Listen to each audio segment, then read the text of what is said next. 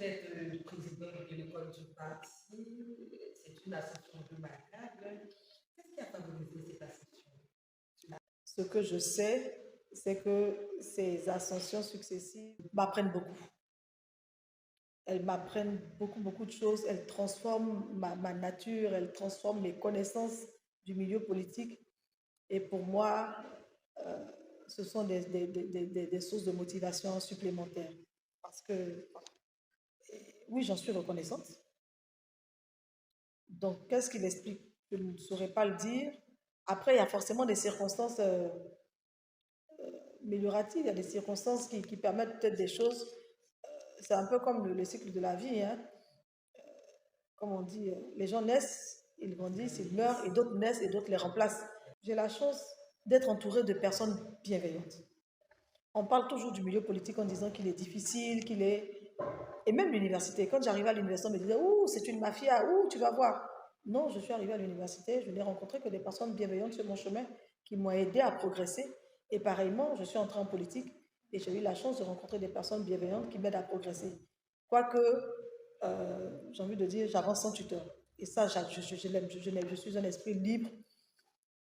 Je rejette le clanisme. Pour autant que cela dépend de moi, j'essaie de vivre en paix avec tout le monde. Mais, et je pense que ça m'ouvre beaucoup de choses parce que j'essaie en tout cas de connaître mes limites.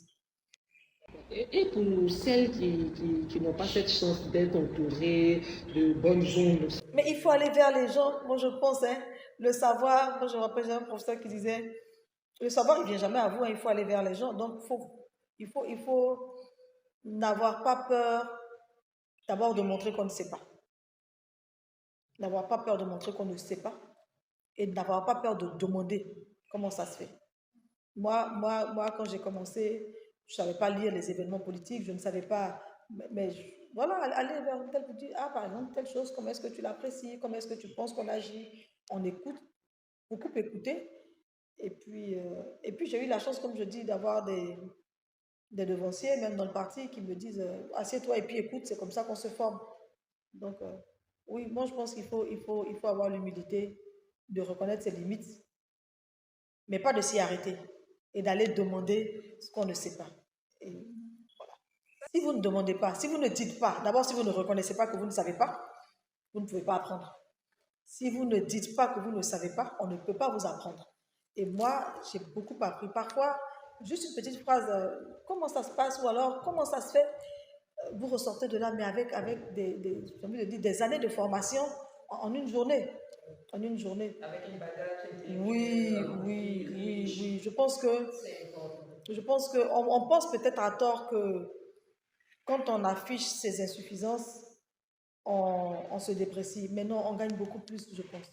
On gagne beaucoup plus. Et je crois que au plan politique, ça m'a beaucoup aidé. Ce que j'ai reçu me donne le poids d'une vieille militante. Voilà. Et puis, je continue de recevoir. Par exemple, depuis ma nomination à l'école du parti, j'ai beaucoup appris sur le fonctionnement des militants, sur la psychologie des bases. Et oui. En dehors de la politique, vous êtes professeur titulaire, spécialiste de la poésie du Marien et du Voodoo. Est-ce que l'université est-elle pour vous un autre terrain de combat pour transformer la société? Si oui, comment vous y prenez? Oui, l'université, comme tout espace de formation, est un espace de construction de l'individu. Et donc, en tant que tel, elle est par essence un espace politique. Elle organise la vie de la société.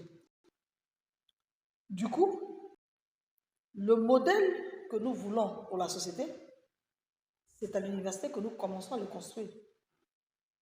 Si nous voulons des hommes capables de cerner des problématiques spécifiques pour y apporter des solutions, alors on apprend aux jeunes à interroger des problèmes sous la surface et à y apporter des réponses. C'est comme ça qu'on forme le jugement critique. Premièrement. Deuxièmement, l'université est aussi espace d'expérimentation et ça, c'est le principe même de nos recherches. Donc, si je veux un citoyen modèle ou d'un type particulier, c'est bien dans le type de formation que je le fais, que je l'expérimente, que je le construis.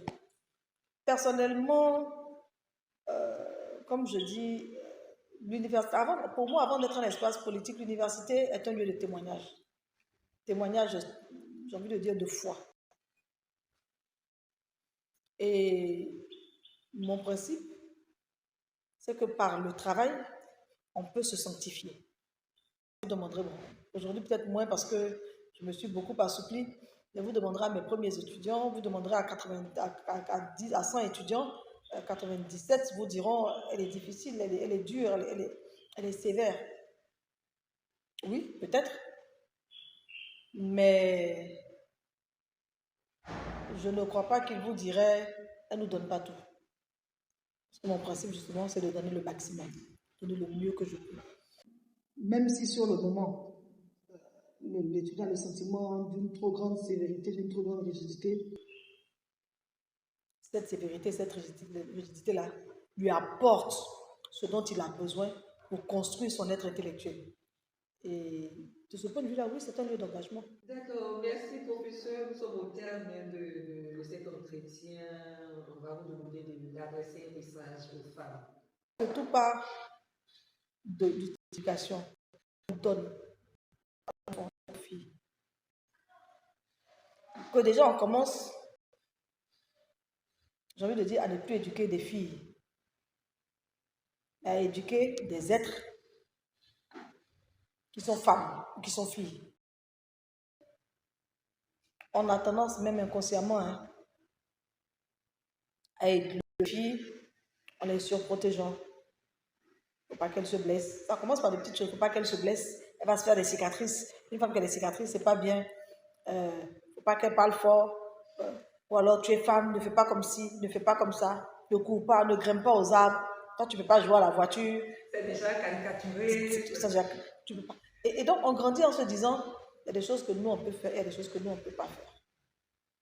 Et quand on regarde dans le lot de ce que les femmes peuvent faire, de ce que les hommes peuvent faire, on laisse plus de possibilités aux petits garçons qu'aux petites filles. Mais après, il faut pas oublier qu'elles s'interdisent elles-mêmes de faire certaines choses. Donc, je pense que la parité, ce n'est pas aujourd'hui, ce n'est pas demain, tant qu'on n'aura pas changé nos façons d'éduquer. Après, il y a que nous aussi, les femmes, on soit convaincus qu'on vaut ce qu'on vaut. Donc, je rigolais une fois, quelqu'un disait, oui, mais on peut demander au président de l'université, là, nous les femmes, là, est-ce que, au lieu qu'on nous demande tel nombre d'articles pour aller au CAMES, on ne réduise pas de 2 parce que nous sommes femmes qu'on accouche? Si tu as ton grade, tu obtiens ton grade comme ça, c'est un grade au rabais. C'est un grade au rabais. Par contre, ce qu'on peut demander, c'est des mesures d'accompagnement pour alléger le poids naturel qui pèse sur les femmes. Parce que quoi qu'on dise, il y a un poids naturel qui pèse sur nous. On a nos hormones qui ne fonctionnent pas pareil. On a la vie des grossesses. Et donc ça, oui, on peut demander des aménagements. Une fois qu'on a obtenu ces aménagements-là, on est à part égale.